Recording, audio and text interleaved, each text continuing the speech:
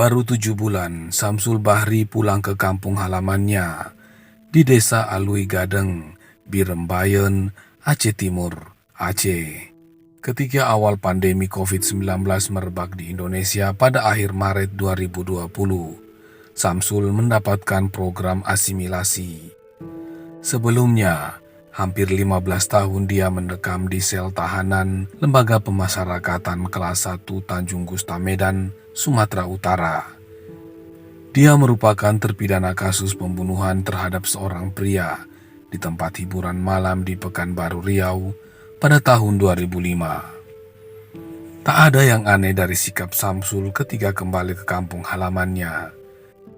Dia masih bisa berbaur dengan lingkungan masyarakat di sekitar Alui Gadeng. Bahkan dia aktif mengikuti kegiatan sosial di lingkungannya, seperti kerja bakti atau bergotong royong.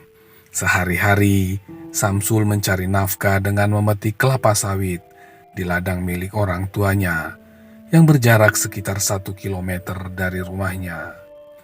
Di sepanjang jalur dari rumahnya menuju ladang, tak ada satupun rumah warga, hanya deretan pepohonan kelapa sawit dan ilalang.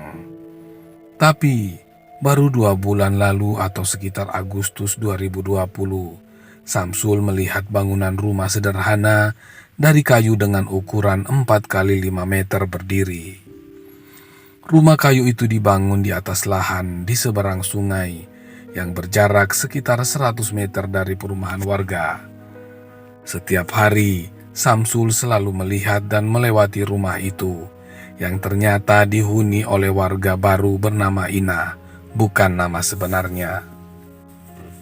Perempuan berusia 28 tahun itu adalah istri Ayub, warga setempat yang bekerja sebagai pencari ikan di laut.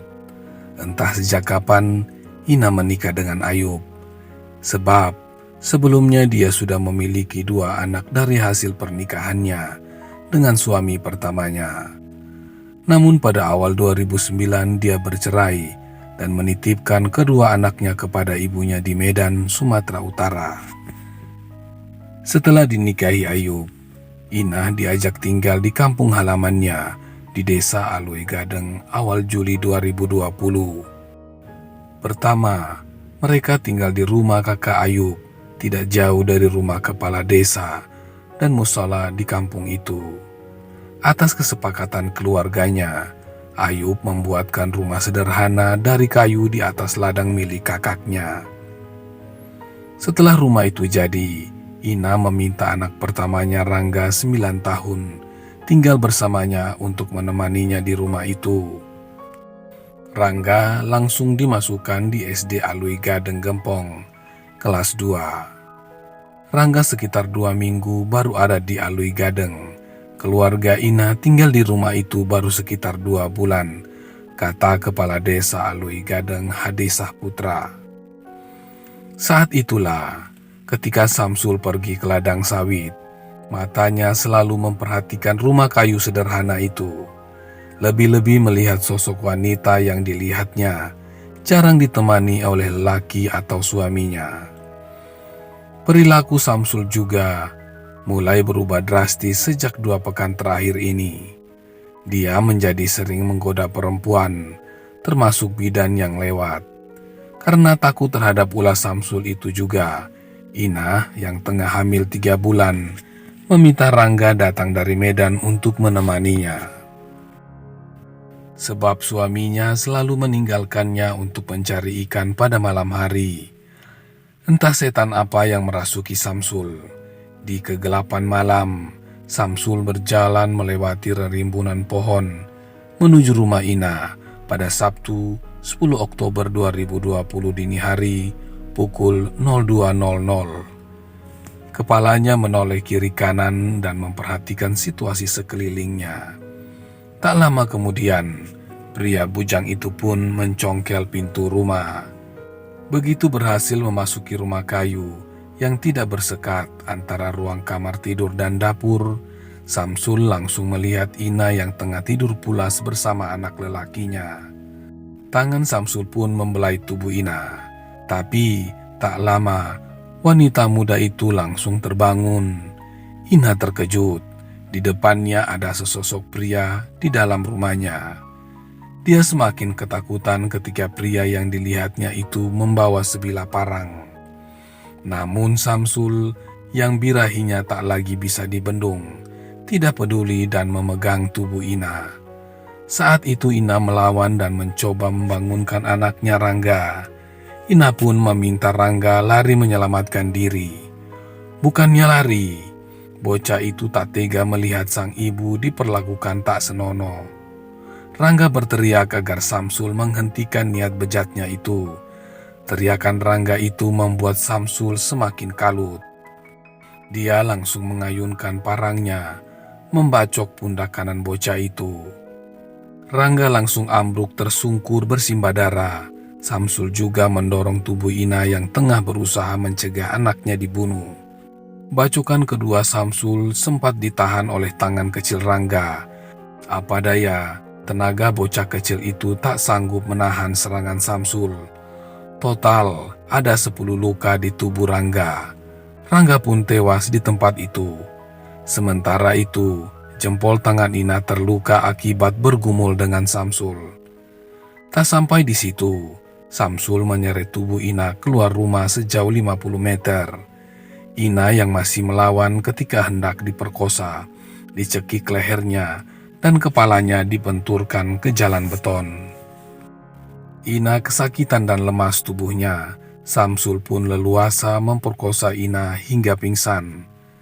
Ketiga siuman, Ina berada di kebun sawit yang berjarak sekitar 10 meter dari jalan desa.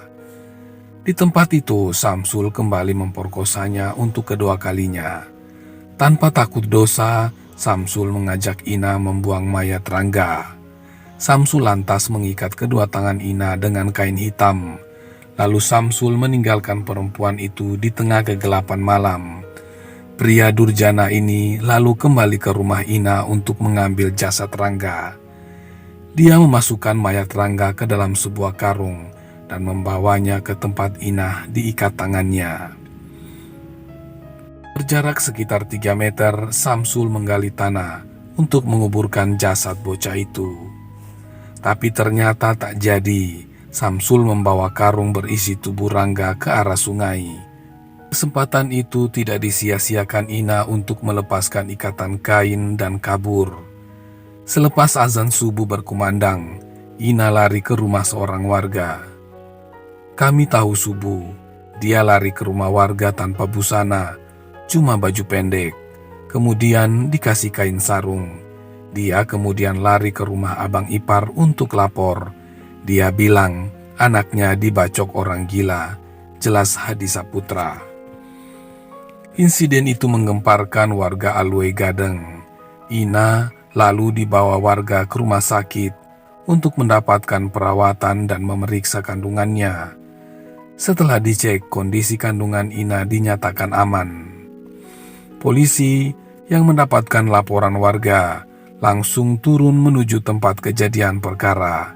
Polisi dan warga memburu Samsul dan mencari jasad Rangga. Keesokan harinya, pada Minggu 11 Oktober 2020, sebagian warga dan polisi menemukan Samsul di bawah pokok kayu yang berjarak sekitar 1 kilometer dari lokasi kejadian. Ketika diciduk, Samsul hanya mengenakan celana panjang dan memegang parang. Dia langsung ditanyai soal keberadaan Rangga, tapi Samsul bungkam. Akhirnya, polisi dari Polsek Birembayan membawanya ke Polres Langsa. Ternyata ketika dalam perjalanan, Samsul disebutkan melawan dan hendak kabur. Polisi akhirnya menghadiahkan 3 timah panas pada kedua kakinya hingga roboh. Tim lainnya yang terdiri atas warga, polisi, dan anggota Badan Penanggulangan Bencana Daerah melanjutkan pencarian jasad Rangga di sepanjang sungai. Minggu 11 Oktober 2020, pukul 15.30, jasad Rangga ditemukan terapung di sungai. Saat ditemukan, jasad masih mengenakan baju merah dan celana berwarna gelap. Jenazahnya lalu dikuburkan sekitar 600 meter dari rumahnya. Dalam pemeriksaan terungkap motif Samsul awalnya hanya ingin memuaskan nafsu bejatnya, tetapi akhirnya niat jahatnya itu dibarengi dengan pembunuhan karena ketahuan anak korban. Menurut Hadi Saputra, Samsul bukan orang baru di dunia pembunuhan. Pada 2005, Samsul yang merantau ke Pekanbaru terlibat keributan di sebuah tempat hiburan. Dia menusuk seorang pria hingga tewas. Samsul dihukum 18 tahun penjara. Semasa menjalani hukuman, Samsul disebut kembali berulah dengan membunuh seorang polisi. Rangga ini orang ketiga yang dia bunuh. Samsul dijerat dengan pasal pembunuhan berencana dengan ancaman hukuman mati.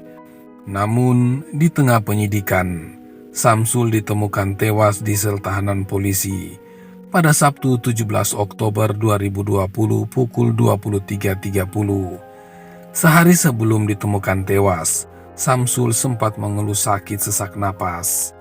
Menurut keterangan sesama penghuni sel tahanan, Samsul sempat tidak mau makan dan minum selama 2 hari, yang mengakibatkan dia mengalami dehidrasi.